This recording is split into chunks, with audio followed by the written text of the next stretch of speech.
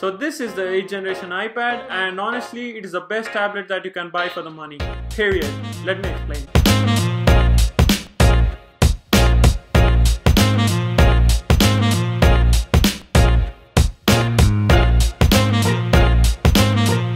So this is the newest iPad that has released in the budget line of iPads, and it is released in 2020, but still it is the best value iPad that you can buy right now. With the pandemic, now more than ever, people are staying inside their homes, and students now with online classes require a laptop or at least a tablet, and this is a good time to buy a tablet for your classes as well as surviving staying inside. So what makes this iPad so good is its value. I got it for 27,000 rupees for the base model, which has 32 gigabytes of storage, and you're getting an A12 Bionic chip, which is the same chip that you can get on the iPhone XR and the XS, and it performs like a champ. Even if it is a 3-year-old processor, it performs really good at whatever you throw on it, like most demanding games like PUBG or Call of Duty at the highest settings without any lag or frame drops. Or you can use 2 apps at once, like watching your online classes and taking notes on GoodNotes or Apple Notes simultaneously.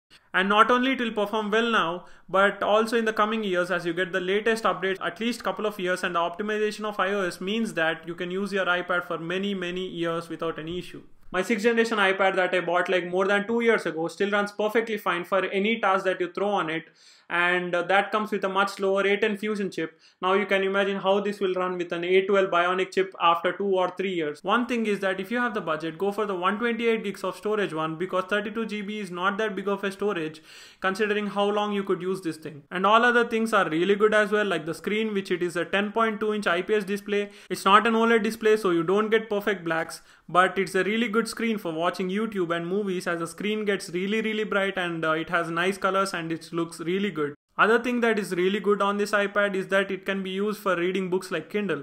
I know this will not give you experience like an actual Kindle, but you can read books comfortably without any strain on your eyes using night shift, which warms the display and keeping the brightness at 0. One thing that I was disappointed in my old iPad were the speakers. They are not that loud, but this has much improved speakers. There are 2 speakers on the same side, so you don't get that stereo effect, but it's fine. These are really good speakers. So this is how the speakers sound.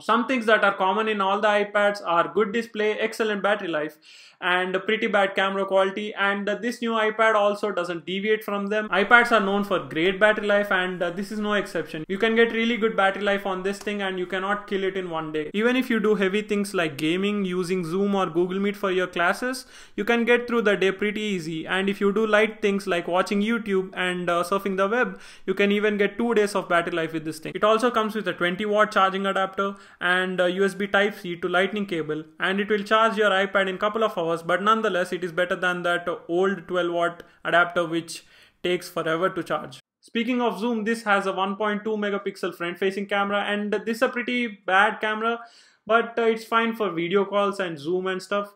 But it's not great for taking selfies. But the back camera, which is an 8 megapixel sensor, is a decent one. It is good for scanning notes and taking some photos with this, but it is not good like a smartphone camera, and please don't use an iPad for taking photos.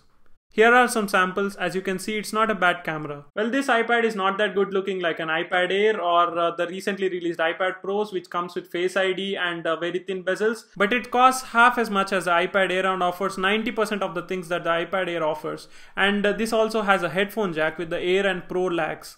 This iPad also supports the Apple Pencil, but it's only the 1st generation Apple Pencil, so you have to deal with the terrible charging mechanism, but overall it's a really good Apple Pencil for taking notes and drawing stuff, and for artists as well. This iPad, like the iPad Air and the Pros, also has a smart connector which can be used for attaching a smart keyboard from Apple, but I'd rather buy a Bluetooth keyboard and use it instead of paying half the price of an iPad for a smart keyboard from Apple. I got this iPad at an offline store for 27,000 rupees because there were no base models available online.